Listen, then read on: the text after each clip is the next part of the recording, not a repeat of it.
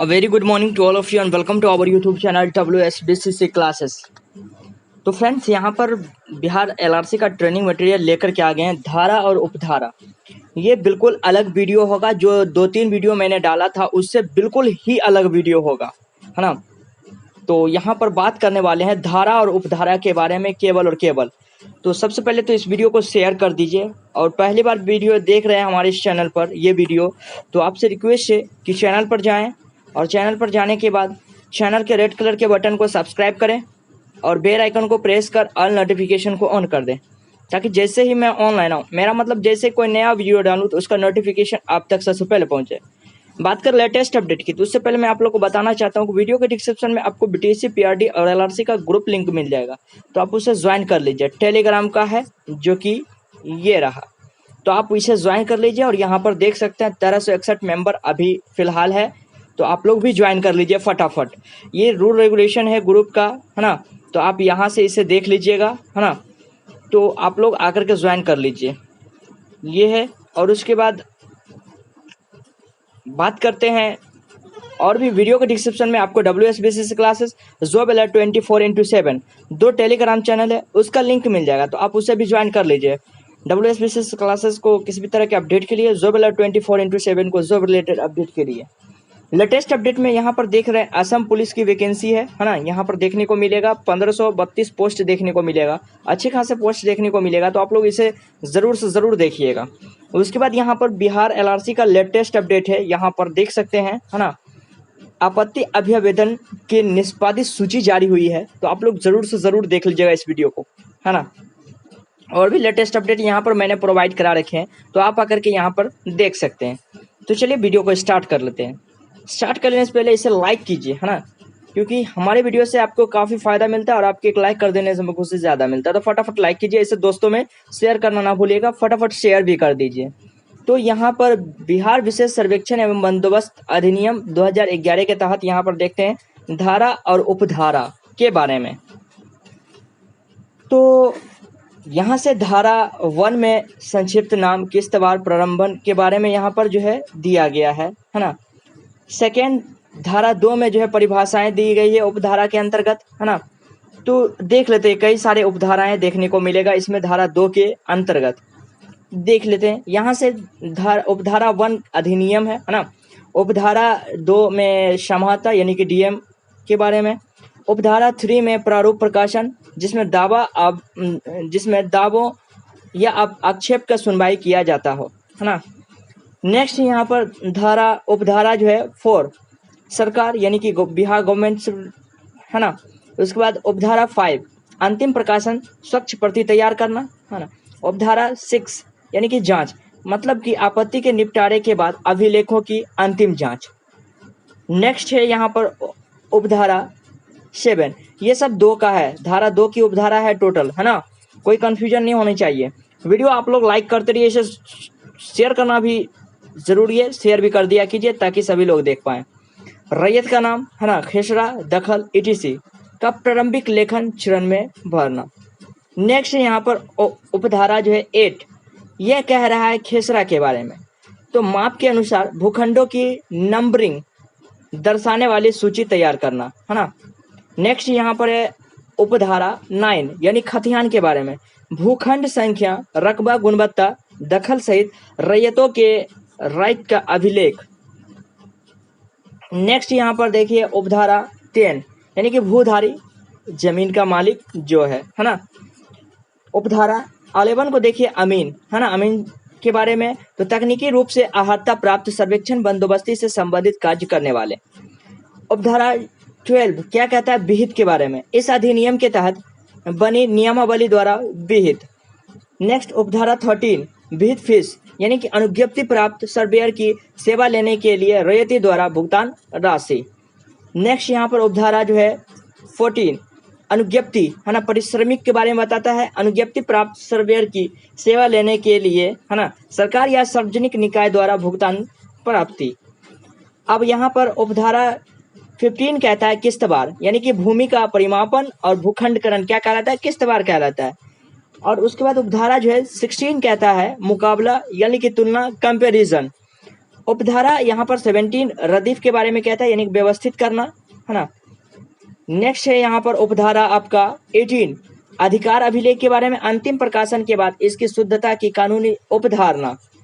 Next है उपधारा यहाँ पर 19 विश्रांति के बारे में बताता है, खानापुरी चरण के बाद वाले चरण के लिए अभिलेख तैयार किए जाते हैं। उसके बाद उपधारा 20 कहता है पुनरीक्षण सर्वेक्षण, है ना, CS के लिए कैडस्ट्रल सर्वे के लिए नील मैप के आधार पर, है ना, प्रारंभ किए गए संचालित। उसके बाद है उपधारा 21 का सफाई के बारे में, स्वच्छ प्रति तैयार करना। उपधारा 22 के बारे में बंदोबस्त यानी कि भू राजस्व यानी टैक्स के बारे में। नेक्स्ट यहाँ पर उपधारा हो गया आपका 23 हो जाएगा, ये हो जाएगा राज्य यानी कि बिहार राज्य। अब 24 यहाँ पर शुद्धिकरण के बारे में, जिसमें तरमीम यानी कि शुद्धिकरण आदेश का अनुपालन। नेक्स्ट यहाँ पर उपधारा हो गया आपका 25 तरतीब यानी कि रैयतों के नाम के आधार पर, है ना, खतियान को वर्णानुक्रम में व्यवस्थित करना। नेक्स्ट देखते हैं जो कि उपधारा हो गया 26 बंदोबस्त पदाधिकारी, 27 कानून होगा, 28 ASO असिस्टेंट सेटलमेंट ऑफिसर सहायक बंदोबस्त पदाधिकारी, 29 प्रभारी पदाधिकारी एंड 30 निदेशक भू अभिलेख परिमाप। अब यहाँ पर धारा 3 कहता है राजपथ में आशय की अधिसूचना। 4 कहता है चालू सर्वेक्षण कार्यान्वयन का पुनर्गठन। 5 कहता है पारियों द्वारा स्वघोषणा, जिसमें फर्स्ट हो गया वंशावली एंड याददाश्त पंजी तैयार करना, सेकेंड स्वघोषणा शिविर या बंदोबस्त कार्यालय में करना। नेक्स्ट यहाँ पर धारा 6 कहता है आधुनिक तकनीक द्वारा किस्तवार, यानी कि इसका उपधारा कहता है किस्तवार यानी कि जमीन का सत्यापन, सीमांकन, परिमापन, है ना। सेकेंड कहता है प्रचार प्रसार, है ना, उपधारा जो है सेकेंड प्रचार प्रसार के बारे में। नेक्स्ट यहाँ पर धारा 7 यानी कि खानापुरी दलों का गठन तथा अधिकार अभिलेख प्रारूप की तैयारी। अब इसके उपधारा 1 कहता है खानापुरी दल का गठन और इसमें किन के द्वारा, तो धारा 2 कहता है ASO अमीर कानूनगो जो कि सदस्य हैं गठन का। नेक्स्ट तीसरा उपधारा कहता है अधिकार अभिलेख की तैयारी के लिए सरकार निजी एजेंसी को लगा सकना, है ना। उसके बाद 4 कहता है उपधारा जमीनी वास्तविकताओं, परिवर्तनों, अंतरणों, उपविभाजनों, बंटवारों, अनुवंशिक न्यायगमन etc के बारे में बताता है। नेक्स्ट यहाँ पर कह रहा है उपधारा 5 लोक भूमि, सरकारी भूमि, सार्वजनिक परिसंपत्ति की पहचान, सीमांकन। उपधारा 5 का क कहता है विश्रांति के 2 प्रशाखाओं, जिसमें पहला है आलेख एवं रकबा प्रशाखा, दूसरा है खेसरा प्रशाखा। उम्मीद है कि अच्छे से आप लोग समझ पा रहे होंगे, तो आप लोग लिखेंगे भी जरूर। उपधारा 6 कहता है दावों आपत्ति का निपटारा, कानूनों को अंचल निरीक्षक सहायक चकबंदी, लोक भूमि से संबंधित दावों आपत्तियों का निपटारा ASO अंचल चकबंदी पदाधिकारी द्वारा। नेक्स्ट यहाँ पर धारा 8 कह रहा है खानापुरी अधिकार अभिलेख प्रारूप का प्रकाशन। 9 कह रहा है खानापुरी अधिकार अभिलेख पर आपत्तियों को आमंत्रित किया जाना। 10 कह रहा है विश्रांति के दौरान कार्य जैसे में जांच, सफाई, मुकाबला, रदीफ, तरतीब, तरमीम। उसके बाद 11 कह रहा है धारा नंबर 11 अधिकार अभिलेख का अंतिम प्रकाशन। उसके बाद इसकी उपधारा 1 कहता है विश्रांति के बाद अधिकार अभिलेख का अंतिम प्रकाशन विहित रीति से बंदोबस्त पदाधिकारी के हस्ताक्षर एवं मुहर के साथ। नेक्स्ट दूसरा कहता है कि अधिकार अभिलेख के अंतिम प्रकाशन के 3 माह के अंदर दावा आपत्ति दायर कर निपटारा, है ना, एंड निपटारा। उपधारा 3 कहता है अंतिम रूप से प्रकाशित अधिकार अभिलेख की एक प्रति अंचल कार्यालय को दिन प्रतिदिन के राजस्व प्रशासन में अनुवर्ती कार्रवाई के लिए प्रेषित की जाएगी। उसके बाद यहाँ पर धारा 12 कहता है अधिकार अभिलेख के अंतिम प्रकाशन की उपधारणा, है ना, शुद्धता। उपधारा इसका 1 कह रहा है अधिकार अभिलेख अंतिम रूप से प्रकाशित उपधारित किया जाएगा। दूसरा कह रहा है राज्य सरकार किसी क्षेत्र विशेष के संबंध में अधिसूचना द्वारा घोषित करेगी कि उस क्षेत्र के भीतर सभी ग्रामों के अधिकार अभिलेख को अंतिम रूप से प्रकाशित किया जाना। नेक्स्ट यहाँ पर तीसरा कह रहा है कि इस प्रकार प्रकाशित अधिकार अभिलेख के प्रत्येक प्रविष्टि उक्त प्रविष्टि से संबंधित विषय का साक्ष्य होगी तथा उसे तब तक शुद्ध उपधारित किया जाएगा जब तक साक्ष्य द्वारा उसे अशुद्ध साबित न कर दिया जाता। नेक्स्ट यहाँ पर है आपका धारा 13, विशेष सर्वेक्षण एवं बंदोबस्त के बाद चकबंदी। उपधारा इसका वन कह रहा है, राजस्व ग्रामों में बिहार जोत सीमांकन भूखंडकरण निवारण अधिनियम 1956 में यथा उपबंधित चकबंदी का प्रचालन किया जाएगा। दूसरा नंबर कहता है उपधारा स्वैच्छिक चकबंदी के प्रोत्साहित किया जाएगा, है ना, तथा उसके लिए सम्यक लोक सूचना आधार सृजित किया जाएगा। 14 नंबर उपधारा कह रहा है डिजिटल प्रारूप में अभिलेखों का संधारण। 20 नंबर जो है धारा कह रहा है अधिनियम का अन्य विधियों पर अभिभावी होना, है ना। उसके बाद यहाँ पर उपधारा कह रहा है किसी न्यायालय या किसी अन्य प्राधिकार के डिक्री या आदेश में अंतर्दृष्ट इन प्रावधानों से असंगत होने पर इस अधिनियम के प्रावधान अभिभावी होंगे। उसके बाद उपधारा यहाँ पर दूसरा कह रहा है बिहार काश्तकारी जो अधिनियम 1885, है ना, यहाँ पर 1885 है ना। बिहार सर्वेक्षण एवं बंदोबस्त हस्तक 1959, तकनीकी नियमावली 2, बिहार अभिधारी होल्डिंग अधिनियम 1973, इसके अधीन निर्मित नियम तथा उसके अधीन बनाए गए तथा अधिनियम के प्रावधानों को प्रभावी बनाना। उसके बाद नेक्स्ट देखते हैं, नेक्स्ट है ना, प्रभावी बनाने के लिए समय पर निर्गत मार्गदर्शनी द्वारा यथास्थिति अनुक्रमित संशोधित या अनुपूरित मानी जाएगी। उपधारा इसका 3 कह रहा है कि अधिकार अभिलेख के प्रारूप प्रकाशन के उपरांत सहायक बंदोबस्त पदाधिकारी राज्य सरकार द्वारा विनिश्चित दर तालिका के आधार पर संबंधित राजस्व ग्राम के प्रत्येक के लिए बंदोबस्ती लगान तालिका तैयार करेगा। और उसके बाद यहाँ पर उपधारा 4 कह रहा है बंदोबस्ती लगान तालिका का प्रकाशन एवं संशोधन। क नंबर पॉइंट कह रहा है बंदोबस्ती लगान तालिका, है ना, तैयार होने के बाद सहायक बंदोबस्त पदाधिकारी किसी प्रविष्टि में हुई चूक या गलती से संबंधित आपत्ति प्राप्त करने में निमित्त विहित रीति से विहित अवधि तक इसका प्रारूप प्रकाशित करेगा। उसके बाद ख नंबर पॉइंट कह रहा है प्राप्त सभी आपत्तियों का निपटारा सहायक बंदोबस्त पदाधिकारी द्वारा संबंधित पक्षों को उपस्थित होने तथा सुनवाई का युक्त अवसर देने के बाद किया जाएगा, है ना।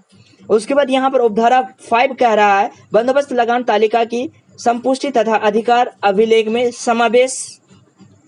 और उसके बाद उपधारा 6 कह रहा है बंदोबस्त पदाधिकारी बंदोबस्ती लगान तालिका को सुधार करने के साथ अथवा बिना सुधार के स्वीकृत कर सकेगा अथवा पुनर्विचार के लिए सहायक बंदोबस्त पदाधिकारी को वापस दे सकेगा, बट किसी भी प्रविष्टि में तब तक सुधार नहीं किया जाएगा जब तक संबंधित पक्षकारों, है ना, को मामले में उपस्थित होने पर सुनवाई के लिए सूचना न दे दिया जाए।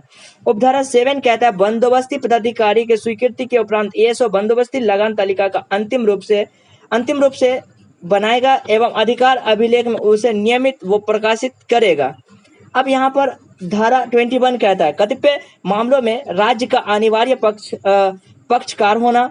22 कहता है धारा कार्यवाहियों का संक्षिप्त निपटारा।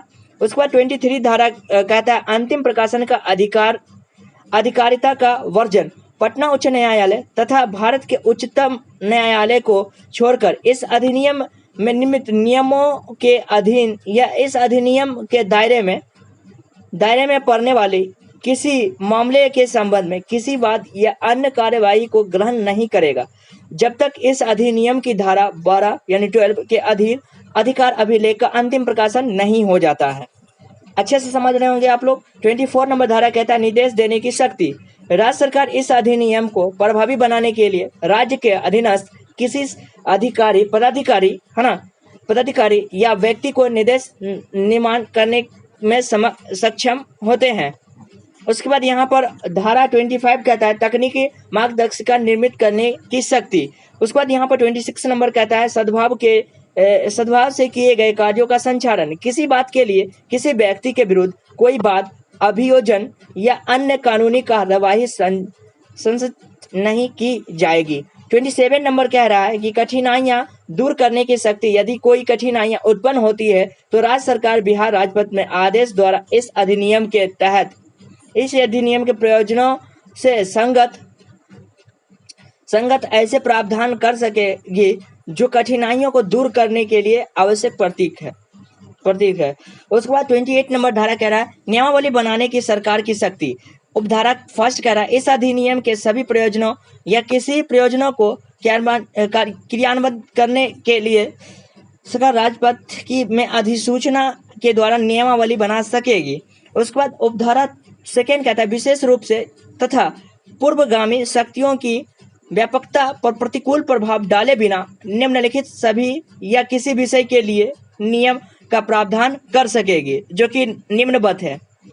कार्यवाही में संक्षिप्त निपटारे की रीति, सक्षम प्राधिकार के द्वारा प्रतिवेदन तथा रिटर्न समर्पित किए जाने की रीति, सक्षम प्राधिकार के द्वारा आवेदनों की सुनवाई करने की रीति, किसी धनराशि को सरकारी लेखा में जमा किए जाने की रीति।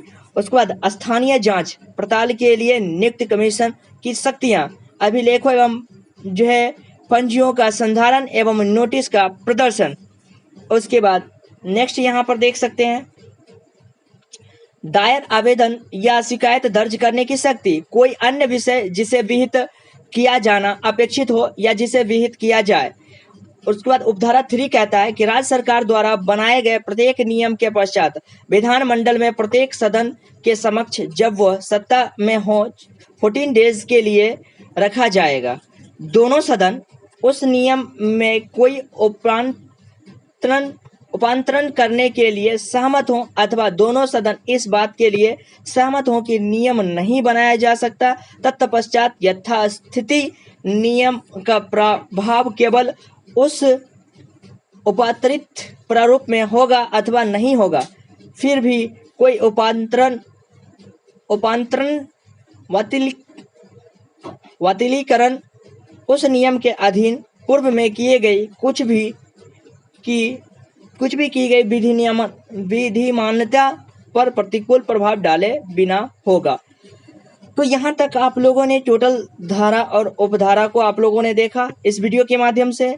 तो आप लोगों को ये वीडियो कैसा लगा? इस वीडियो को ज़्यादा से ज़्यादा शेयर कीजिए और चैनल पर नए तो चैनल को सब्सक्राइब कर लीजिए। इस वीडियो में इतना ही, मिलते हैं नेक्स्ट वीडियो में कोई न्यू अपडेट के साथ। तब तक के लिए bye, take care and bye bye, stay home, stay safe.